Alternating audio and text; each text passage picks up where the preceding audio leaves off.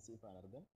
Gammattee boo asii baga gammattee obboleessa kiyya akkaawuntii kan keessi deebi'ee jira baga gammatte. Egaa kabajamtoota fi jaallatamtoota keenya warri gartee gammaddanillee warri gartee akkaawuntiin isaa gubatullee garaan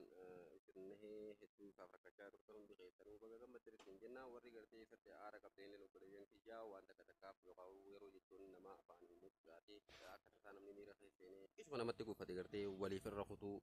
waliif obsuu haa barannuun isin jaa haala yerootiif jettanii walitti mufatuun takkaa'uu waan hin taane warra dalaguun takkaa'uu wal jibbuun Oromoo gidduudhaa haa baatuun jaa. Gaafa amantiin obboleewwan kiyyaatu qabxulee sagalee mataa nafaarsaa turtan kaleessa gaafii dhugaa nama akka namaatti yaadufu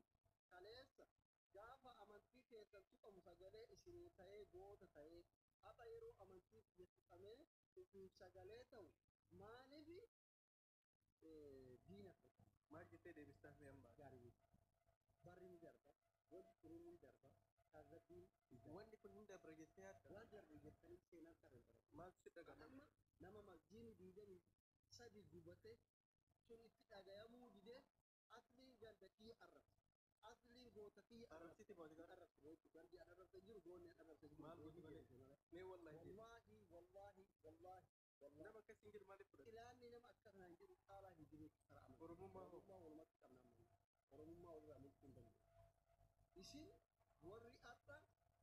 baga barjiinni guban maartiin jedhan asliin dhiifama nu haa gaafatu jetta isaan nama akkan ilaata amantii kiyyaati waan taataniif abbaa feetan yoo taatan anillee isiniin dhiisu rabbillee isiniin dhiisin yoo dhiifama na gaafattan dhiifama keessan isa qabbanii akka maaliif dhuunfattan ganda keessan bakka buutan Oromoo bakka buutan dhufee dhiifama itti gaafate dhuftee dhiifama miilatti jette dhuftee onaan jette rabbii walitti buute malee anaan walitti buune ana dhiifama gaafatin rabbii kee dhiifama gaafate namoonni sinniin maalitti gammade ana rabbii kacirametti gammadde masjida rabbii kadiigametti gammadde deemi ana miskiina maal dhiifama na gaafate nama ennuu gaafachuu rabbii kee dhiifama gaafate kan booda roobni nuti walitti qabu tokko hin jiru dhiifamni as gaafatu tokko hin jiru dhiifamni sirraa barbaadu kun jiru meebar kana sirriitti beekuu qaba namni akkana godhu obboleessa kee taate obboleessa harmeen kiyya dhalte yoo taate laayivii bahee akkam gootu filayin akkas jedhee baga masjiinni gubate taanaan idoon haatafan namoonni hedduu gasitti aran biyya biraa jiru kaayiroo taate akkam godhu amma kaayiroo kana keessatti nama masjiinni gubate jedhu argee laayiv irratti argee osoo inni laayiv irra jiru achitti dhaqee keessaa baata nama akkasiiti isa miidiyaa irra manaamni kanaan warri biraa isa biyya teessanii albaatan kanaan keessa fa'aa jiramee namoonni waan akkana biyya manaamin akkam godhu soqaamaan raashii abbaa keessatti galan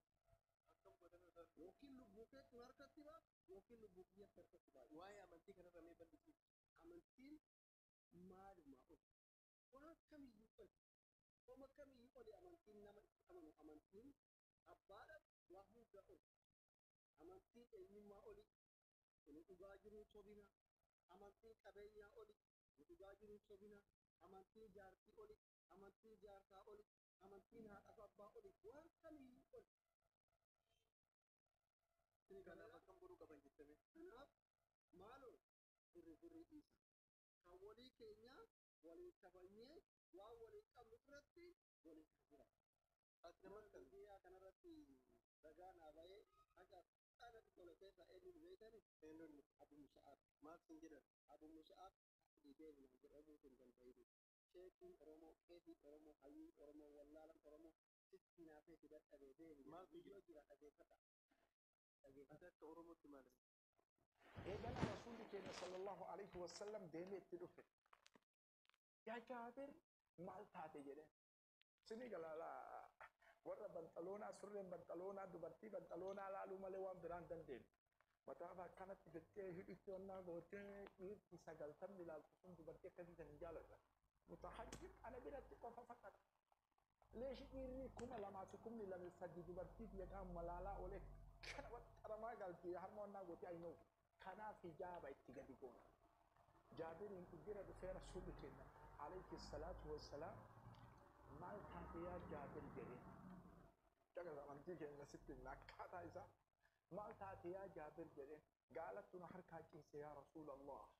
sallallahu alayhi wasallam dhufanii rasuulli gaala kana dhayanii kaasan. Qaccitti godhanii kaasan. Wayita rasuulli gaala kana dhayanii kaasan alayhi salaatu wasalaam Jaabir gaalumarratti bahee guluftii itti gadi dhiise. Rasuula asitti gatee sallallahu alayhi wasallam Jaabir dhaabi jedhee rasuulli. Gaala kee dhaabi yaa Jaabir jedhee. Isni galaami sila reefu gaalli si harkaa ciifte jedhee rasuulli sallallahu alayhi wasallam gaalli si harkaa ciifte jiddan isni haa galu filooni doomaa of keessaa fuudhaa haadha ofitti naqa waan amantaan islaamaa fakkaatu. Gaalli si harkaa ciifte ana dhahee si kaase ani nabiyyi isa wajjin ufa guluftee maan agatte jedheen haadhi susawwaat mushurran mana na jira jedheen. Argitee shamara na jira siif laa dhaga'e mushurran mana لا شمرة أنا رسول قال شفتنا من أجابة كل في مدتين حديث الزواج مشرت من أنا جنا جنا إنت لأنه فوتي كده الرسول سني قال ورا كيسو تاتي في ورا ونا أحمد تان كأنك دوبرتي كان في جابر تقول جابر بن عبد الله رضي الله عنه وأرضاه جدا سني هاقلو دشي مدينة سهرة أنا كيسة قال لها كاكيف فقامت إيجانا رسول كينا صلى الله عليه وسلم ديمي تدفع يا جابر مالتاتي جدين سني قال لا ورا بنطلونا سرين بنطلونا دبرتي بنطلونا لا لوما لوان بران دندين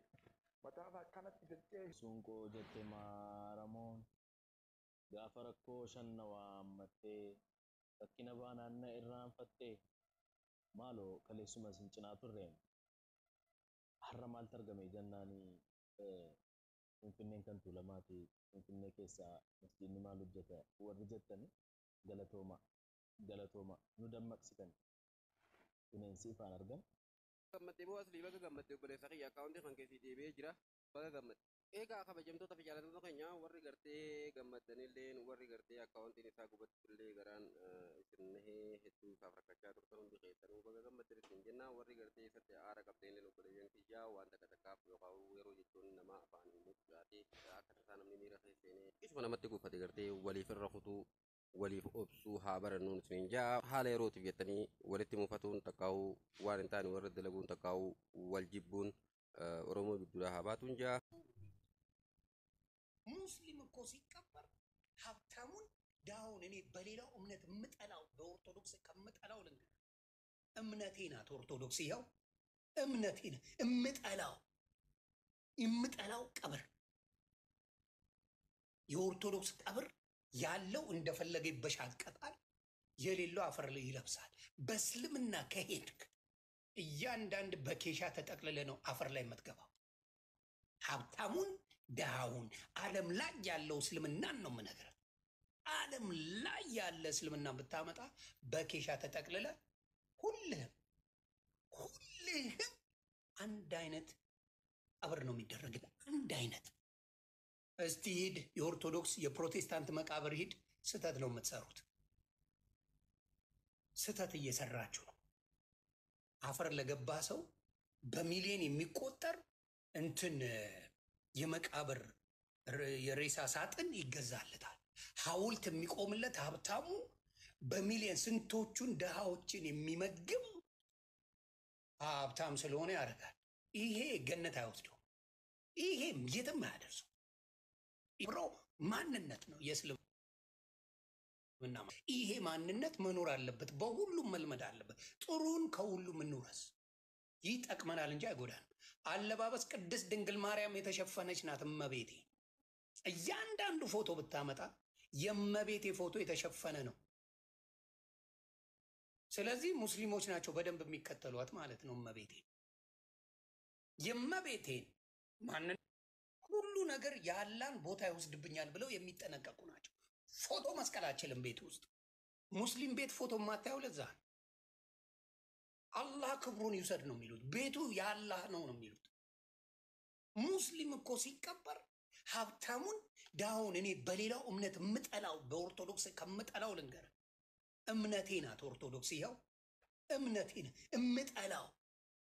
የምጠላው